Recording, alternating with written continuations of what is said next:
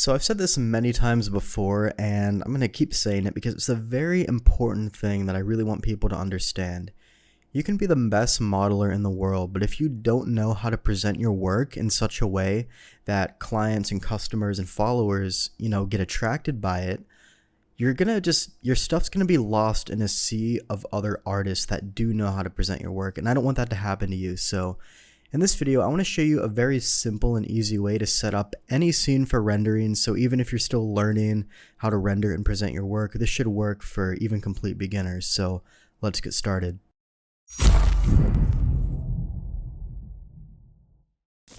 So there's a million different ways to learn how to render. If you haven't gotten our Rendering University product, you can pick that up. We go into way more detail than what I'm going to show you in this video, but I want to show you just a complete beginner way to do this. It's going to get you results immediately. So say you have a piece and you just want to get a good render. The first thing you need to do is you need to give your object, material or a set of materials. In this case, just a single object. So I just want a very simple material on this. Now, you can go into look dev mode and just kind of preview it this way. So we'll go in here. We'll add in a new material, and since this is kind of like a mechanical looking piece, I'm going to give it a little bit of metallic, kind of like that. I'm going to give it a little bit less roughness because if you have mechanical pieces like this, they're a little bit more kind of glossy. And then I'm also going to drop the base color a bit.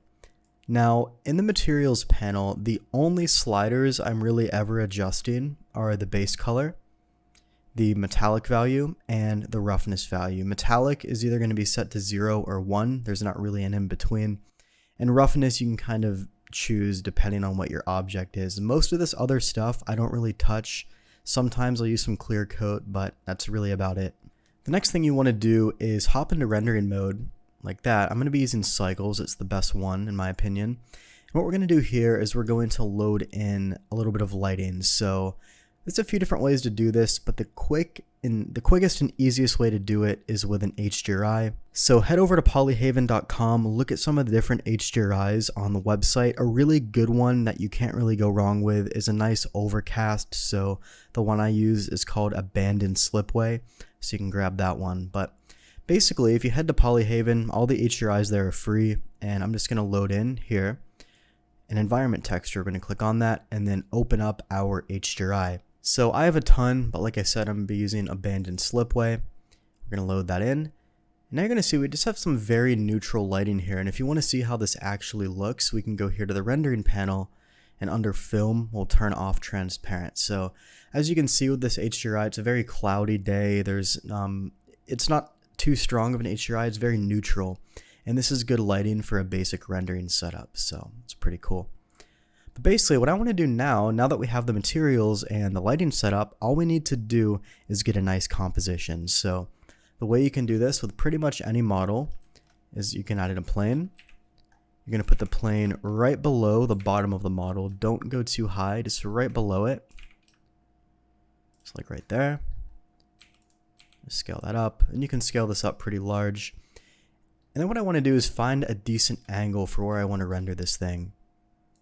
I'll spend quite a bit of time on this, but for the sake of the video, just quickly find a nice position. Maybe I'll rotate this a little bit so it looks a bit more natural, because obviously this thing, gravity is going to kind of make it sit in this position. So we'll do that. And we'll just find a decent angle for this thing. Like I said, you should spend more time on this than I'm doing now, but just for the sake of the video. Cool. So now that we're kind of angled down looking at the object, we don't really need to add in a backdrop. If you wanted to get like a low angle kind of like this, what you might want to do is add in an infinite backdrop, which is basically where you extrude this edge up really high, and then you just bevel this edge and give it like a lot of segments. We'll do like 100, and then you can shade it smooth. And this would be an infinite backdrop is what we call this, at least in photography. And you can also scale that really wide like that, and there we go. So the last thing you really need to do is you need to add a material to this backdrop. So we can go in here. For the sake of this backdrop, I'm going to make it metallic. We'll kind of have like a nice little reflection right there. We can also drop the roughness a little bit. The only issue is the lighting is going to be quite a bit changed, so Maybe instead of metallic, we'll just make it dielectric and just do something kind of like this.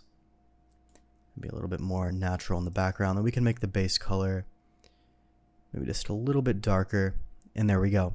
And that is all you need to do to set up a really quick and simple render. And at this point, you just have to add in a camera and render it out. So I'm going to press Shift A and add in a camera. I'm going to be rendering at 2560 by 1440, which is a 16:9 ratio. So we're going to go to View, Align View, and then Align Active Camera to View. So this little rectangle is going to be where our render is, like that. So you can always rotate your object a bit if you prefer, but I actually think we kind of have like a cool angle. Just get something done kind of like that. And if you had like a more wide shot, you could also do a 21:9 ratio like this, but for most of my renders, I'm using 2560 by 1440 resolution. And that is really all you have to do to set up your render. Now, there's a few optional things I quickly want to point out. Sometimes you'll find some different lighting positions by simply rotating the HDRI. And to do that, we just pull out a new panel. We go to World. And then all we need to do here, if you have the Node Wrangler add-on turned on, it comes with Blender, just turn it on. Node Wrangler. You can press Control T right there. Make sure you're in World once again. And then what you can do, and I'll show you how it works, if you rotate the Z-axis, what this is going to do is it's going to actually rotate the HDRI. See that? So it's going to get different lighting positions depending on where that's rotated. So you can see the difference between 90 and 180. It's kind of subtle, but it does make a difference. So you can usually go in here and find a good angle that works for you. In this case, we'll do like, let's do like 30 degrees maybe, or even 20. You know, all of these are decent options. I don't have enough time to go into all the specifics of lighting and camera angles and framing. I want to make this video short and sweet for you, and I think we've accomplished this. So this is all you really need to do as a complete beginner or even an experienced user trying to get better at rendering to set up a decently presentable scene, and it only took me a few minutes to do. So if you're one of the people that just, finishes a model and slaps on a render and doesn't really put much work into it, please think that over twice, because it's not going to be good for people looking at your portfolio. You have, I think it's around 1.7 seconds to catch the attention of people scrolling through social media, and you want to make sure you do that by effectively creating a clean looking render. It might not be the best in the world, but at least it'll be better than what you would have originally had. And this is a nice way to do it. So I wanted to make the video short and sweet, give you a little bit of value here, and hopefully just help you beef up your renders a little bit, because it doesn't take that much work. So that's it for today's video. Hope it helped you out, and I'll see you in the next one.